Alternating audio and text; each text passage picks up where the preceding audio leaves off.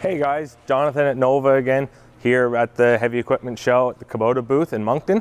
I want to go over the Kubota's newest product, their SCL1000. We're really excited about this model because it's starting to put us into a whole different market that Kubota hasn't been able to get into yet. So very few brands actually make these, and they're starting to come out with them more and more because they're starting to see that cities are growing so tight together that they need smaller units to be able to get into people's backyards. The nice part about this machine is it's 36 inches wide, so it's going to fit through any traditional backyard gate that people have, so you can actually get in and you can do the maintenance and come back out without the high cost of tearing their fences down, making a real mess in their yard. Now the nice part about not making a mess on this is they're 9.8 inches of track width. Good part about that, less ground pressure in a single point. Having less ground pressure in a single point is going to mean less divots, less dents, the more often you're traveling it. Now Kubota does have a hydraulic system out on the front, so you can put all kinds of different attachments on them. Kubota's been really good lately at adding additional attachments for all their units. With this one, you have 15 gallon per minute. So that's going to run pretty much any hydraulic implement that you're going to need on the front of this unit. Now when we come back here to the operator platform, Kubota did a good job at putting a spring pad for your stance. The nice part about this is it's going to take a lot of the shock and absorb out of when you're running over rougher terrain, which is going to allow you to have smoother operations on your controls. They did a good job at putting a nice padded cushion in here, which really tucks you right into the machine. And when you're standing in it, it keeps you very straight up. Some of the other brands don't have that luxury. They're kind of tipped back a little or they're forward a little too much. And the problem with that is you get operator fatigue. And as we said before, operator fatigue is going to make for bad operations.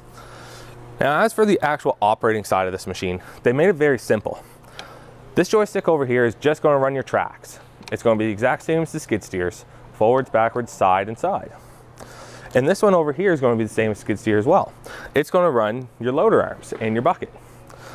Now, a lot of people always have questions about how they run these. And the nice part about what Kubota's done is their full pilot system. So underneath here, it's all the hydraulics going right in it. So it's not electric over hydraulic, it's exactly hydraulic pilot systems. They did a good job up top here with a nice big red kill switch. And then on the start button, there's a little start button on your display and your throttle. They kept it very basic, very simple. A lot of guys like that because something like this, you're having a lot of different operators on it. It's never going to be the same operator every day. You're usually going to have anyone in your crew who's going to be capable of jumping on it and moving that pallet of sod or that pallet of brick or bringing in a little bit of crusher dust. So now if we come back over here to the front, everything's going to be really accessible on these. You're getting into your fuels, your oils, your filters, your battery, your engine's right there, your air. They did a really good job of keeping everything out front. That way there, when it comes to maintenance time, it's a lot faster and keeps you from having downtime. Now, they call it the SCL1000. And the reason they go with the 1000 is because it's like a 1,000-pound capability of lifting. 1,000 pounds is going to be really good for a machine this size because, again, you're not an overly large machine, but it's big enough that you can move a pallet of bricks, you can move a half pallet of sod. You're going to be able to move all the material and fill that you need to get the job done.